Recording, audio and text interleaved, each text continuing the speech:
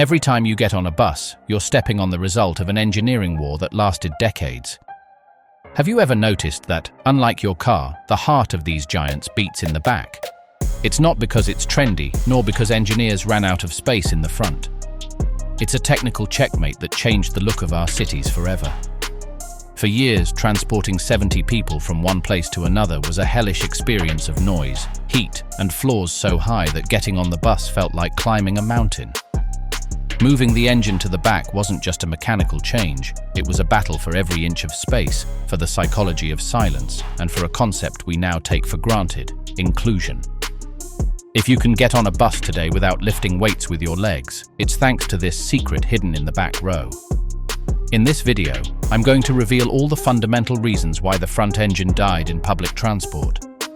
And stay tuned until the end, because I'll explain how a simple design decision about the weight of the engine prevented thousands of buses from overturning on curves, as well as why the rear engine is still king. Let's get started. Why the first buses had the engine in the front?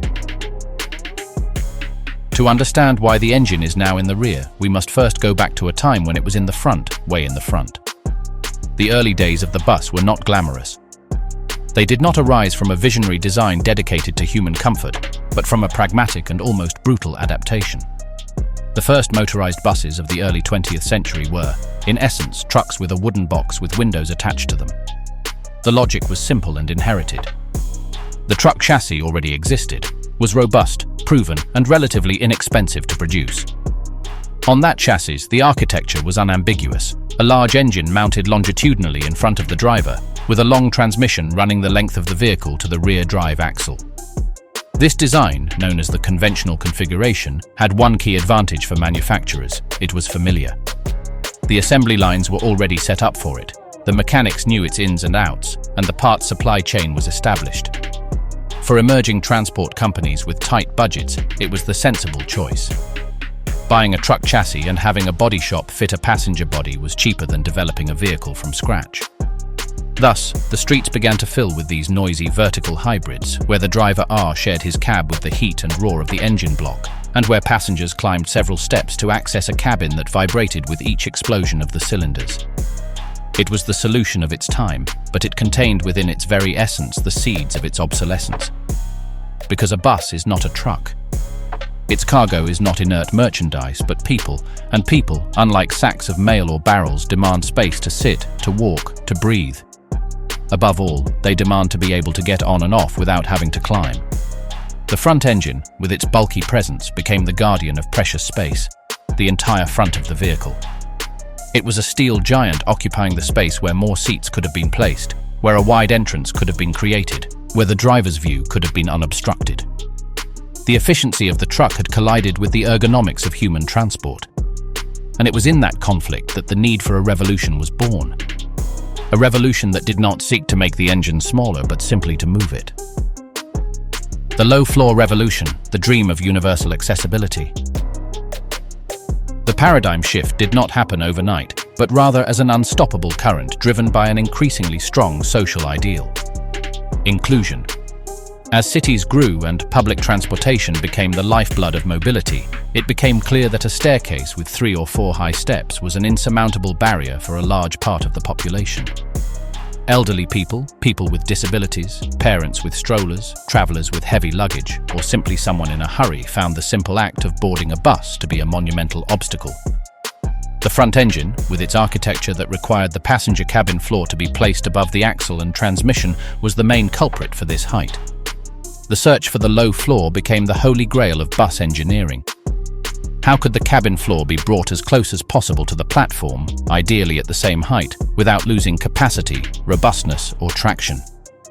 The answer, although technically complex, was conceptually simple. The area between the axles had to be cleared. And the main physical obstacle in that area was precisely the engine transmission assembly that ran longitudinally through the chassis. Removing the engine from that central tunnel was the key. By moving it to the rear, and especially by developing it in a horizontal or tray configuration under the floor in the rear area, the engineers managed to free up the entire length between the axles. Suddenly, the floor between the front door and the rear area could be flat, continuous, and low. This was not a marginal improvement. It was a radical transformation. A low-floor bus, or one with a large part of its floor lowered, reduced the boarding height from about 80 centimeters to 35 centimeters or even less.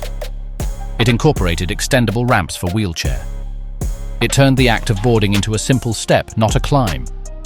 This technical achievement, driven by accessibility regulations around the world, redefined the social mission of the bus. It was no longer a vehicle only for the agile and strong, but a tool for democratic mobility. And it all started with the decision to remove the engine from the middle. The dream of universal accessibility needed space, and that space could only be stolen by relocating the mechanical heart of the machine. Seats, aisles, and the battle against steps.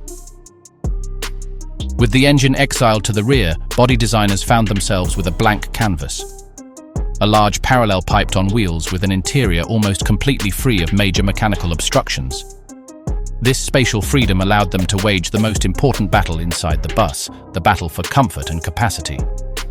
In a bus with a front engine and central transmission, the Cardan tunnel ran through the vehicle like an elevated spine, dividing the floor and stealing foot space from passengers seated in the middle rows. In addition, the need to house the engine forced the front rows, just behind the driver, to be raised above it, creating internal steps that were dangerous and reduced the feeling of space. With the rear engine and ultra-short transmission, that central tunnel disappeared or was reduced to insignificance. The floor became a continuous slab. This revolutionized the geometry of the interior. Seats could be arranged in more flexible and denser configurations. Aisles could be made wider, facilitating the flow of people even when the bus was full.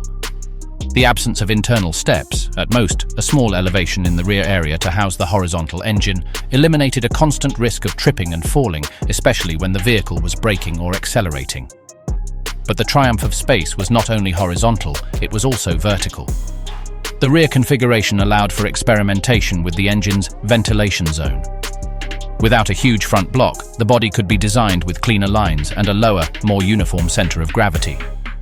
This resulted in buses that were more stable when cornering, with less sway, which directly improved ride comfort by reducing motion sickness. Every centimeter gained from the engine translated into cubic centimeters of living space, greater interior safety, and a less aggressive travel experience for the body. The bus no longer felt like a machine you traveled in and began to resemble a modest but functional living room on wheels. This silent transformation of the internal geometry is perhaps the least celebrated but most heartfelt achievement for the millions of daily users who, without knowing it, enjoy a comfort sculpted by the absence of an engine in the wrong place. How the absence of the front engine transformed boarding. If interior space won the battle, the doors won the war on flow. In urban transport, time is more than money. It is the punctuality of an entire network. The seconds a bus spends stopped at a stop are lost seconds that accumulate along a route, causing cascading delays. The boarding and alighting process was, in the old front-engine buses, a bottleneck inherent in their design. The main door, almost always single and at the front, was constrained by the presence of the engine. It had to be located behind the front axle, but before the bulk of the passenger cabin began, in a compromised space. It was often narrow, with one or two steep steps at the entrance. This made getting on and off a slow, sequential, almost ritualistic process. People lined up to climb the steps one by one. With the front area freed up, door design exploded with possibilities. With no engine block to work around, engineers were able to install wider, much wider doors. They were able to design double-leaf systems that opened like elevator doors, creating openings more than 4 feet wide. More importantly, they were able to multiply the number of doors. The concept of multiple doors was born from this freedom. A modern city bus typically has at least 2 wide double doors, and many articulated models have 3 or even 4. This allows for a natural separation of flows: entry through the front door, exit through the middle and rear doors. The efficiency is staggering. Where it used to take 50 people minutes to disembark from a vehicle, now they do so in seconds. This design also facilitates modern payment systems, where the driver no longer needs to monitor each entry, as ticket or card validation is decentralized at each door. The wide opening and low floor allow for the incorporation of automatic ramps for wheelchairs or mobility scooters, integrating access without external assistance. The door is no longer a narrow mouth that swallowed passengers one by one, but has become a wide and generous threshold that managed crowds with the fluidity of a subway. This leap in operational efficiency, which reduces stopping times and increases the punctuality and capacity of the network, is a direct benefit, quantifiable in money and satisfaction, of having banished the engine from the front of the bus. The panoramic windshield as an urban safety weapon.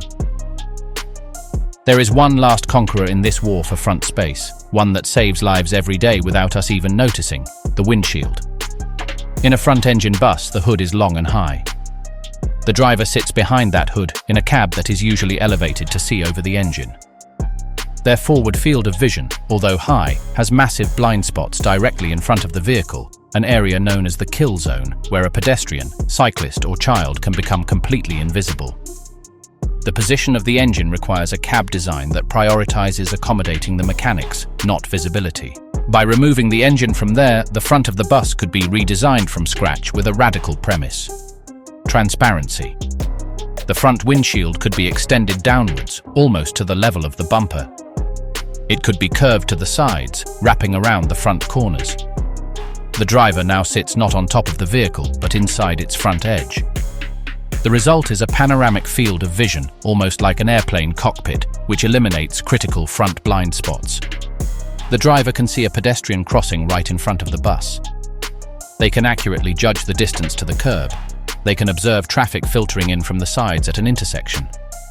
This visibility is the most important passive safety system a city bus has. It dramatically reduces the risk of low-speed collisions, which are most common in congested environments. In addition, psychologically, sitting in a bright cabin with wide views reduces driver fatigue and improves situational awareness. This perfect vision is not a cosmetic addition. It is a structural feature that is only possible because behind the huge glass panel there is no 6-cylinder cast iron block, but rather space for the feet of the passengers in the front row, or simply air. The front of the bus was entirely dedicated to being a tool of perception, a giant eye scanning the street. In the eternal equation of road safety, where seeing is avoiding, the rear engine gave the driver the eyes he needed. And with that, it closed the circle of space triumph. The place once occupied by the raw power of the engine is now occupied by the raw power of vision, an exchange that has made the streets a little safer for everyone. Balance on wheels, weight distribution and traction in wet conditions. An empty bus is a creature of delicate balance.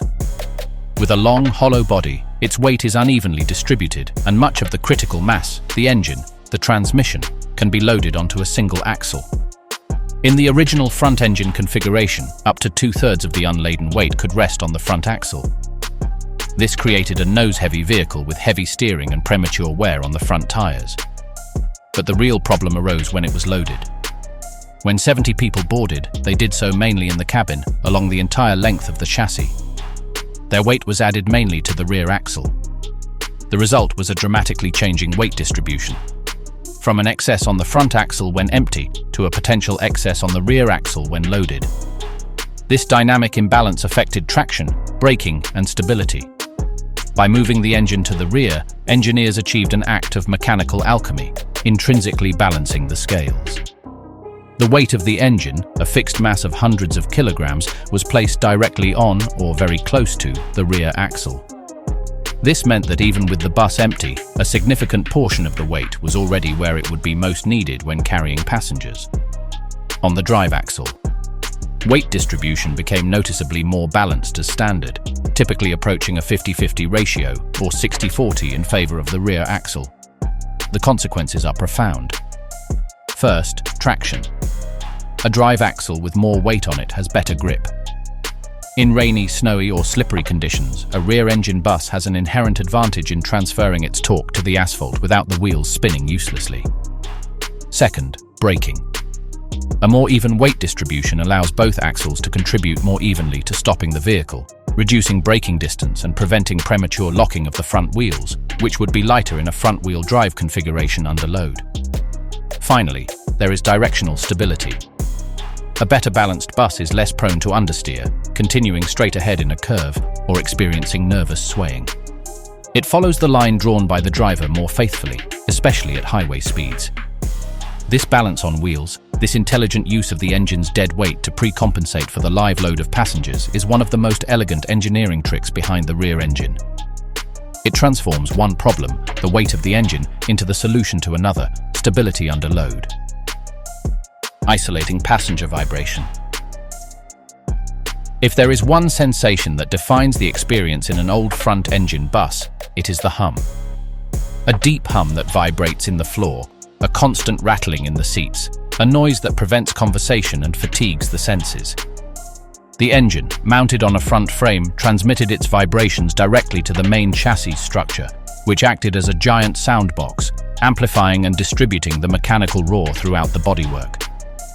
For the driver, sitting just above or behind the source, it was daily torture. For passengers in the front rows, it was an uncomfortable companion on long journeys. Relocating the engine to the rear introduced a natural acoustic barrier, the length of the vehicle itself. Suddenly, the main source of noise and vibration was between 7 and 12 meters away from the driver and most of the passengers. This physical distance is the best possible insulator. But the engineers didn't stop there. By designing a specific rear compartment for the engine, they were able to insulate it acoustically much more effectively. This rear engine bay became a soundproof room, with thick layers of absorbent material on its walls, rubber joints and eaves on the mounting brackets to isolate vibrations, and ventilation dampers designed to dissipate heat without letting sound through. The noise that did escape no longer entered the passenger compartment directly, but was mostly dissipated through the rear towards the outside. The transformative effect on comfort is difficult to overstate. In a rear-engined intercity or long-distance bus, it is possible to hold a conversation at a normal pitch from any seat. The driver can hear the radio, announcements over the public address system, and, most importantly, the sounds of outside traffic clearly. Auditory fatigue, a risk factor for driver safety and well-being, is greatly reduced. This relative silence is not a luxury, it is a critical component of safety and service quality. A less fatigued and more focused driver is a safer driver. A passenger who arrives at their destination less stressed by noise is a more satisfied user. By banishing the engine to the rear, the bus not only gained space but also gained peace. The shortest path to power, mechanical losses, and the efficiency of short transmission. Every time energy has to travel, some of it is lost along the way.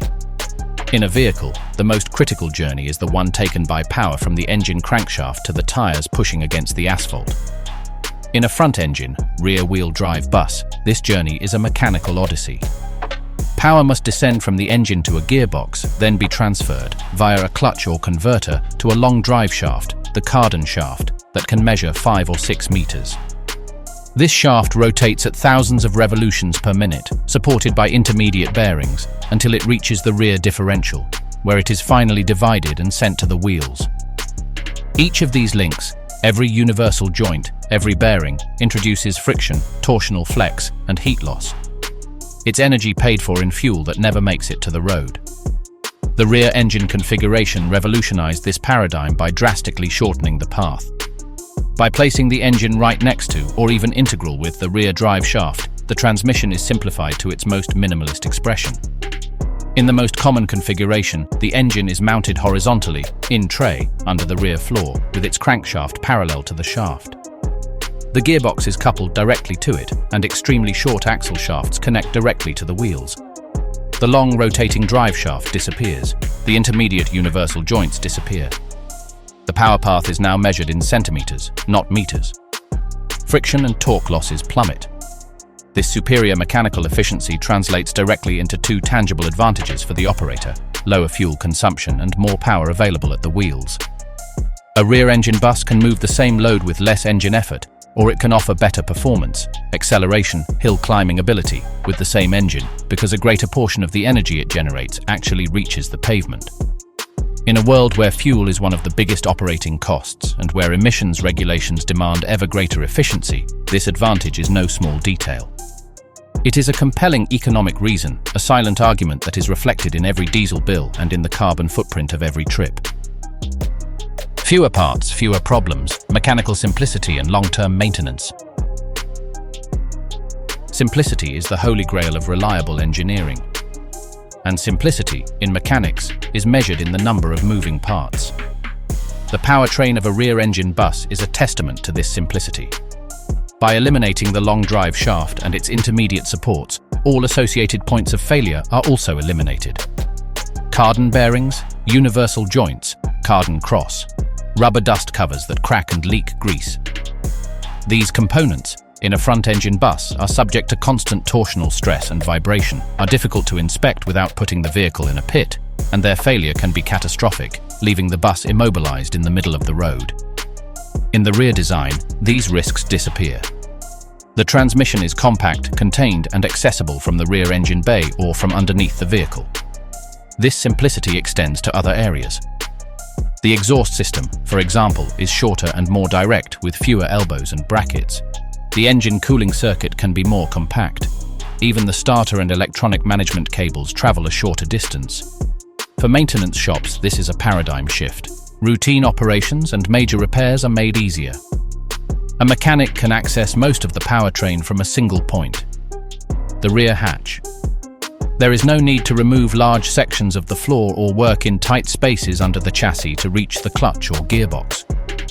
This reduces labor time, which is one of the highest costs in fleet maintenance. It also reduces the likelihood of errors during reassembly. A simpler design is easier to diagnose and repair. In the long term, this translates into greater vehicle availability, more days on the road, generating revenue, and a lower total cost of ownership. The less is more philosophy finds its ultimate expression here. Fewer components between the engine and the wheel mean fewer things that can break, fewer hours in the workshop, and ultimately a more reliable bus over its 10, 15, or 20-year lifespan. Robustness is no longer just a matter of thick materials, but of intelligent design that eliminates weak points from the drawing board. The designer's blind spot, introducing the challenge of the tail swing. However, no engineering solution is perfect, and the rear engine configuration brings with it a particular dynamic challenge, a blind spot that every bus driver must learn to master: the dreaded tail swing or body roll. To understand this, we must visualize the bus again. By placing the engine and all the weight of the powertrain at the extreme rear, a significant overhang is created. A portion of the body that extends well beyond the rear axle. This heavy tail has its own inertia. When the driver turns the steering wheel to make a turn, the front of the bus begins to turn, but that rear mass that protrudes wants to continue straight for a moment, following its own inertia. The effect is that the rear of the bus lags behind in the turn, sweeping outward toward the sidewalk opposite the direction of the turn. On a narrow street, this means that when turning a right corner, the left rear of the bus can invade the opposite lane or hit a pole, a sign, or, worse, a pedestrian on the sidewalk. This is not a manufacturing defect. It is a physical characteristic inherent in the architecture of a long vehicle with mass concentrated at one end. It is the price to pay for all the above advantages. Manufacturers and operators know this, and the response has not been to eliminate the problem, impossible without changing the configuration, but to manage it through design and training. On the design side, modern buses incorporate giant convex mirrors on the driver's side, specifically to monitor the rear path during turns. Some even include real-time cameras. The bodywork is molded to provide the driver with clear visual references. On the human side, training is key. Every professional bus driver undergoes practical training where they internalize that they must open up before a sharp turn, taking a wider entry trajectory to give space to the rear end that will sweep around. They learn to feel the length of their vehicle as an extension of their own body. This challenge is ultimately proof that the location of the engine is a compromise. Mechanical complexity and a lack of space are exchanged for dynamic complexity that must be mastered by human expertise. But on balance, for mass transportation operations where efficiency, comfort, and long-term cost are paramount, the jury has already delivered its verdict. It is worth learning to tame the tail. The dominance of the rear engine in the urban and interurban landscape is undeniable, but a closer look reveals that it has not achieved total hegemony. On secondary roads, in schoolyards, and in some specialized niches, other configurations not only survive but thrive. This is the story of how economic factors, specific operational missions, and now an unprecedented technological disruption without keep the configuration war alive. Understanding why the rear engine is not everything is key to appreciating the complexity of mass transportation design. The holdouts, why school buses and some passenger cars keep the engine in front. Amidst the technical consensus, there is one icon that defies the trend with the stubbornness of tradition: the American school bus, with its unmistakable yellow color and long front hood. It is not an anachronism, it is living proof that when the mission changes, so does the optimal solution. The school bus operates under a set of premises that are radically different from those of a city bus. Its route is not a constant cycle of stops at urban platforms, but a journey through residential neighborhoods, rural roads, and crucially, it must make stops on the roadway, not always in designated areas. Here, safety takes on a unique dimension. The long front engine hood acts as an extensive crumple zone, a steel cushion that absorbs energy in the event of a frontal impact. In a low-speed collision, the most common in these environments, this extra length can be the difference between a dent and a tragedy. In addition, the truck chassis architecture on which most of these buses are built is inexpensive, robust, and familiar to any village workshop in any corner of the country. Mechanical simplicity for local maintenance is more valuable than maximum space efficiency. But there is another reason, perhaps the most decisive one: evacuation. By keeping the engine in the front, the entire rear of the vehicle is left free. This allows for the installation of a large rear emergency door, a critical and mandatory exit that provides an immediate alternative escape route in case the main door is blocked. In the niche market of smaller tourist buses or some minibuses, the front configuration persists for similar reasons of economy of scale and to take advantage of existing van or light truck platforms. Their mission does not prioritize ultra-fast mass boarding, but rather the return on the initial investment. These vehicles are reminders that the rear engine is not a religious dogma, but an excellent tool for a specific set of problems. When the problems are different: initial cost, frontal impact safety, rear evacuation, or ease of rural maintenance. The old front configuration proves that it still has strong arguments, carved not in space efficiency, but in resilience and cold economics. The urban compromise, the mid-engine in low-floor and articulated buses. While the front engine persists in niche markets, a more direct and sophisticated competitor to the rear engine has emerged in the heart of large cities: the mid-engine configuration. To understand its raison d'être, we must think of the ideal city bus. It must have a completely low floor throughout its length for step-free access. It must be incredibly maneuverable, with a minimum turning radius to navigate tight corners. And it must have near-perfect weight distribution to stabilize a tall vehicle that brakes and accelerates constantly. The rear engine, with its overhang and mass at one end, presents challenges for achieving a completely low floor throughout its length and for the turning radius. The mid-engine solution elegantly addresses these points. In this design, the engine is positioned horizontally in a space between the axles, usually under the floor, in the center of the vehicle or slightly toward the rear, but without extending beyond the rear axle. This positioning is a masterful balancing act. It eliminates the massive rear overhang, which shortens the overall length and dramatically reduces the effect of tail swing. The turning radius is improved. By placing such a significant mass in the center of the vehicle, directional stability is improved, reducing roll. But its greatest triumph is the low floor. With no engine or differential raising the floor at the rear and no front engine, a completely flat floor at curb height can be achieved from the front door to the rear. This is the dream of accessibility come true. This configuration is the undisputed queen of articulated, two-section buses. Placing the engine in the knee of the articulation, in the rear chassis of the first module, allows both sections of the vehicle to have a low floor, maximizing capacity and fluidity of movement inside. The central engine therefore represents the ultimate urban compromise. It prioritizes total accessibility and maneuverability in the most demanding environments, accepting in exchange greater complexity in access for maintenance, often requiring lifting sections of the floor or using special pits, and a probably higher manufacturing cost.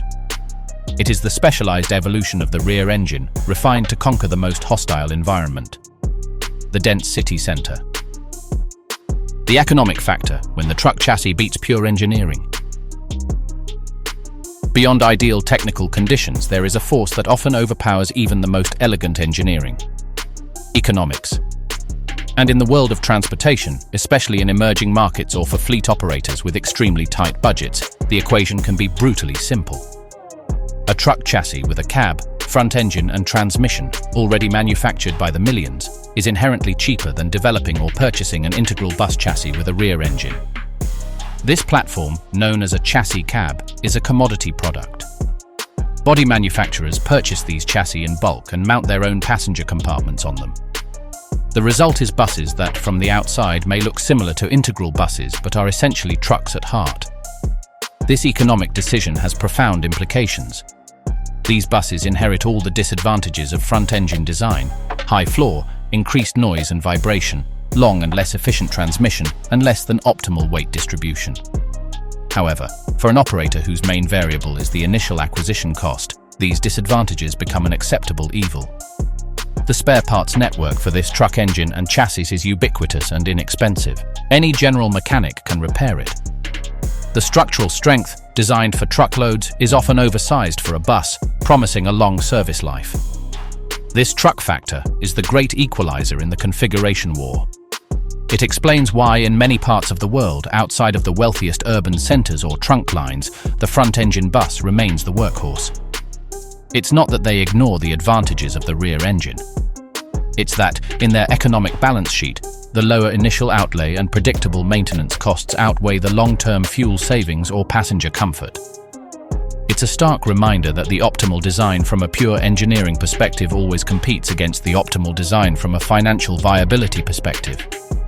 And in that duel, the pocketbook often wins.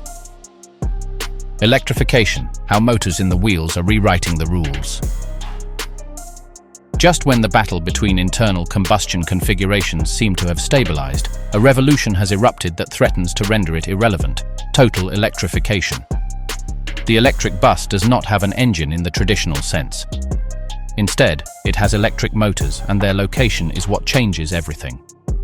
The most disruptive technology is that of e-drive axles, or, even more radically, hub motors or motors in the wheels. In this architecture, compact, high-torque electric motors are integrated directly into the axles or even into the wheels themselves. This eliminates the need for a central engine block, a conventional gearbox, a mechanical differential, and, of course, any drive shafts. Power is generated exactly where it is needed, at the wheel hub. The implications for the configuration war are profound. First, it frees up an unprecedented amount of space. The space previously occupied by the diesel engine, whether front, mid, or rear, can now be used to house more batteries, or simply eliminated, shortening the vehicle and gaining even more interior space. Second, it completely redefines weight distribution. The batteries, the new heavy component, can be distributed flat under the floor, lowering the center of gravity and achieving a perfect 50-50 weight distribution. Third, it offers revolutionary maneuverability. By being able to control the torque of each wheel independently, a bus with motors in the wheels can literally turn on itself, make sideways turns, crab, or adjust its trajectory with a precision impossible for a vehicle with mechanical steering. Tail swing is no longer a physical problem but a software variable. Electrification is not just a change of fuel, it is the dematerialization of the very concept of engine location. The powertrain is blurred, distributed. This technology is still maturing, with challenges in the durability of wheel motors in the face of potholes and water, and in cost. But its potential is so great that it is forcing all manufacturers to rethink the bus from a blank slate. In this future, the question will no longer be front, center, or rear. But how do we distribute power and weight in the most intelligent way possible? The old war is about to be rendered obsolete by a new one that doesn't even speak the same language. Why the rear engine is still king of the road. Given this landscape of diehards, specialized competitors, and electric revolutionaries, what is the final verdict? For the most common, demanding, and massive mission, long-distance intercity and high-capacity urban transport, the rear diesel engine still wears the crown. It is the perfect balance, the sweet spot on the trade-off curve. It combines space efficiency and accessibility, although not as complete as the mid-engine, with unmatched mechanical efficiency and acoustic comfort for combustion. Its long-term operating cost, considering fuel, maintenance, and durability, is the gold standard against which all others are measured. The maintenance infrastructure for this configuration is deeply rooted on every continent.